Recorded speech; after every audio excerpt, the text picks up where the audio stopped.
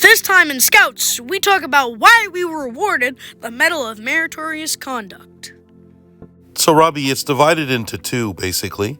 You get the certificate for meritorious conduct, for meritorious conduct worthy of recorded commendation, but which does not justify a medal or a bar. And the Medal for Meritorious Conduct is for especially meritorious conduct not involving heroism or loss of life. And the bar to the medal for meritorious conduct is just a bar, Robbie. It just goes across your medal again, and that's because they don't want to give you the same medal twice. Yeah. Right? You don't want to wear the same medal twice. So the bar just means that you did it another time, and you can keep getting the bar over and over again. Imagine someone just their medals covered in bars. Pretty impressive. Yeah. Here's a great example from veteran John Mustard. As you can see, the Tri-Star medal has 2 bars on it, which means he has done it twice. What you have to do for the Tri-Star medal, you have to fight overseas for Canada. I'd like to thank veteran John Mustard for his service, and also, if you want to see his interview, click on the link above. So the example for the certificate for meritorious conduct is a member who assists in a first aid situation, calls for aid, and keeps the patient calm. A member who is primary caregiver while continuing their service to scouting. Mm-hmm. All right, so in this example, there was an elderly lady at a park who was having trouble. I think, yeah. And 2 scouts went to help her, and so 2 kids did get that the day that we were awarded our medal. Yeah. So for the medal, you need to do a life-saving effort by a member. Yeah. So that's the difference. The other one is assisting in a first aid situation. In this case, it's a life-saving effort, Robbie. Mm-hmm. And the example they give is giving CPR. Yeah, that's a good example. This is my dad and I receiving the Medal of Meritorious Conduct by Lieutenant Governor Michel Doyon. The other award that we received was a life-saving award from the Most Venerable Order of the Hospital of St. John of Jerusalem, Priory of Canada. Gosh, that's a long name. The award is a lapel pin. Gold in color for risk to life, and silver in color for non-risk to life. So, Robbie, for example, if you pull a body out of a burning car and then give them CPR, then you get the gold. Mm-hmm. But if the car's not on fire, then you get the silver. Because it's non-risk to your own life. Exactly. Yeah. This is me and my dad receiving the life-saving award by Guy Langlois, the CEO at St. John Ambulance. So, Robbie, I'm going to read to you what Steve Holtzman posted on Facebook, and that's Eric's father. Mm-hmm. I was honored to be present today at the Scouts Canada Quebec Council Award Ceremony. The Honorable J. Michael Doyon, Lieutenant Governor of Quebec, awarding both Pierre Dussal and his son Robbie Dussal the Order of St. John Life-Saving Award and the Medal of Meritorious Conduct Award. Many of you do not know that on July 26th, I received a phone call, one that any parent should never receive. My son Eric had died at the age of 31. Many of you know my story about Eric, but I will not post details or the history behind it. I only found out that Pierre Dussal was a friend of my friend since kindergarten, Jojo Black, who called me while in hospital due to a motorcycle accident she just had. I found out that Pierre Dussal posted on Facebook his story and pictures about how he and his son Robbie did their best to try and save my son's life. A stranger trying to save the life of another human being. This is what humanity is about. What came from this event in my life was a friendship that will last forever. He and his son will always have a place in my heart. I met Pierre Dussal a few weeks after Eric's death. He invited me to today's ceremonies, which I was honored to attend. I had the opportunity to also meet his son Robbie and his wife Maria. I want to share Pierre Dussal's story with all of you that he posted on his Facebook timeline. So, Robbie, this is what I posted on Facebook right after the incident. Okay. It is with great sadness that I tell you this story. On July 25th, Robbie and I were driving by Renault Depot when we saw a man waving his arms in distress, jumping up and down and crying. Being in Scouts and living by the motto of doing a good turn every day, We pulled over, and he said that his friend Eric was not breathing. I told him that I need his help to pull him out of the car quickly and onto the grass. As a scout leader, I took first aid and never imagined that I would be in this situation. I started CPR immediately for what seemed like an eternity. The friend was on the phone with 911 for directions, and I asked Robbie to watch the highway for the ambulance. Every few minutes, Eric would gasp for air and lift his head. I took this as a good sign and slapped his face and called his name. There was no further response, so back to doing CPR. This happened 3 or 4 times. At last, the medics arrived. Robbie said that it was an agonizing 25 minutes. There were 3 firefighters, a fire truck, 4 medics, 2 ambulances, a doctor, his emergency SUV, and 4 police cars. They took over, switching out between them, continuing CPR. They administered a few shocks with the AED and injected him with adrenaline. The police were directing traffic and spoke to me and asked questions. They told me that because I was there administering CPR, there was a good chance that he would pull through. They were very good to Robbie, telling him that if he was feeling sick or sad about the event, to talk to me about it. We left the scene and I was feeling really good.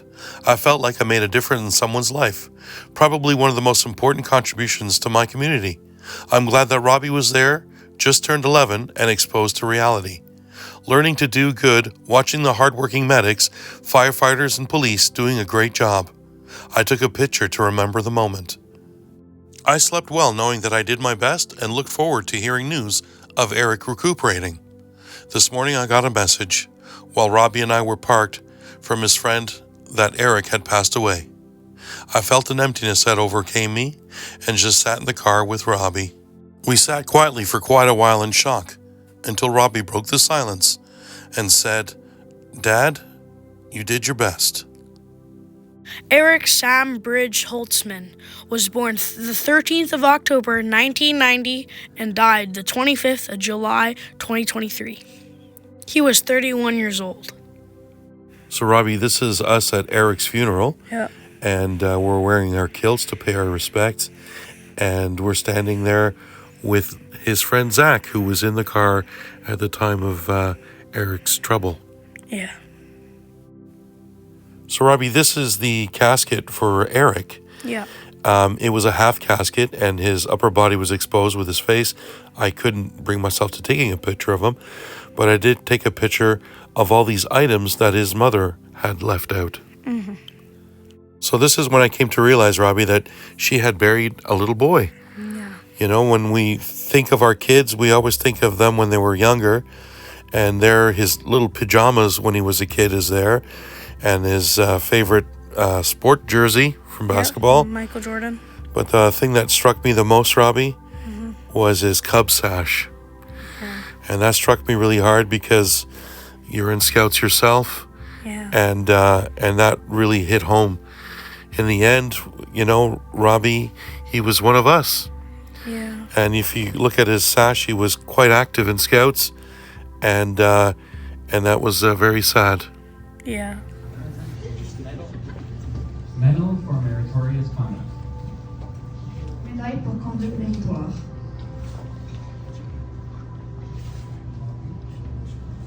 Pierre and Robbie Dussault.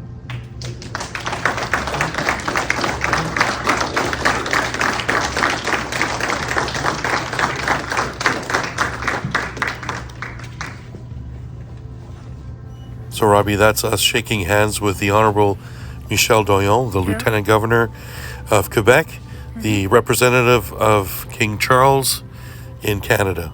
Yeah. And there's our medals being pinned on our chest.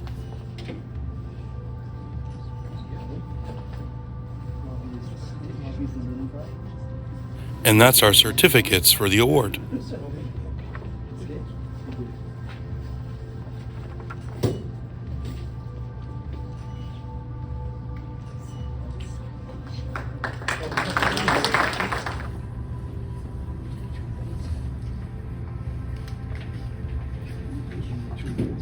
Robbie, this is us receiving our Silver Pin Life-Saving Award from Guy Langlois, the CEO of St. John's Ambulance.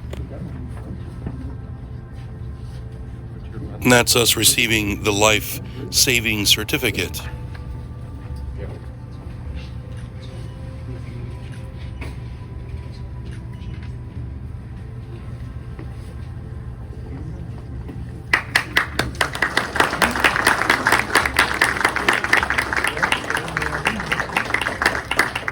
And I were just driving by a place where we saw a person in distress. His name was Eric, and we pulled over. I administered CPR. My son helped me pull him out of the car. My son kept time so that we knew how much time I was administering CPR. He kept an eye out for the ambulance, and about 25 minutes later, they finally came, administered CPR, and sadly, the next day we heard that he passed. We went to his funeral. We met his mother. She used to be a scout leader as well, and she was touched that we came to the funeral. We were wearing our scout uniforms to pay our respects, and she said, "Why don't you go and look at the coffin?" So we did, and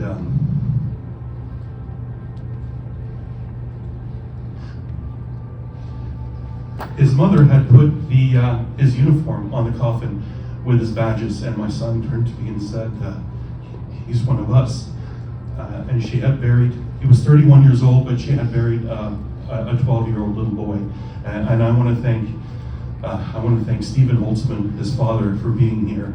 I'm so glad that our lives are together and that we're friends.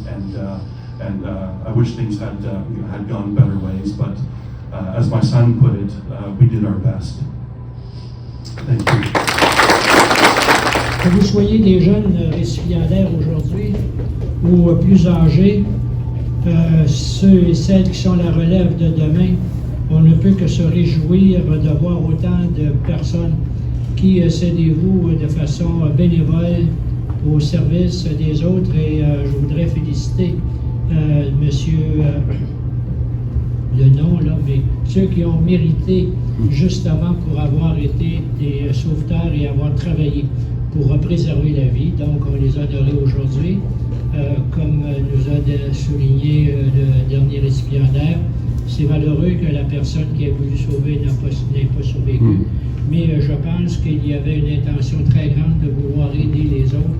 Et d'autant plus que cette personne qu'on tentait de sauver, un jeune homme, était membre du mouvement scout. Et je voudrais offrir par la même occasion aux parents qui sont présents mes condoléances pour le décès de leur père. Or, pour la contribution positive que tous ces gens ont fait au cours des ans, permettez-moi d'ajouter que ce programme contribue auprès des décennies pour en assurer le succès qu'il mérite amplement.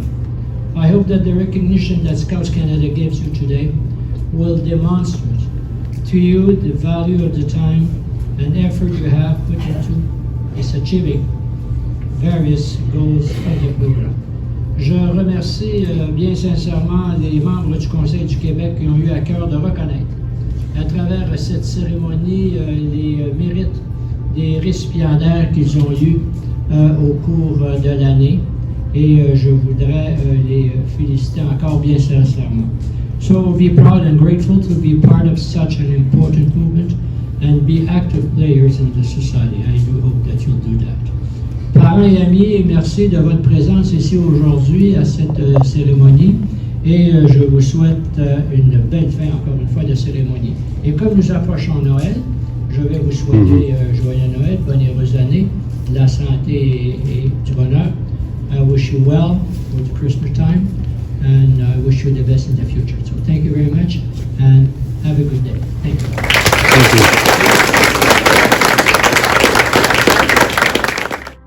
Okay, Robbie, this is where the video was going to end.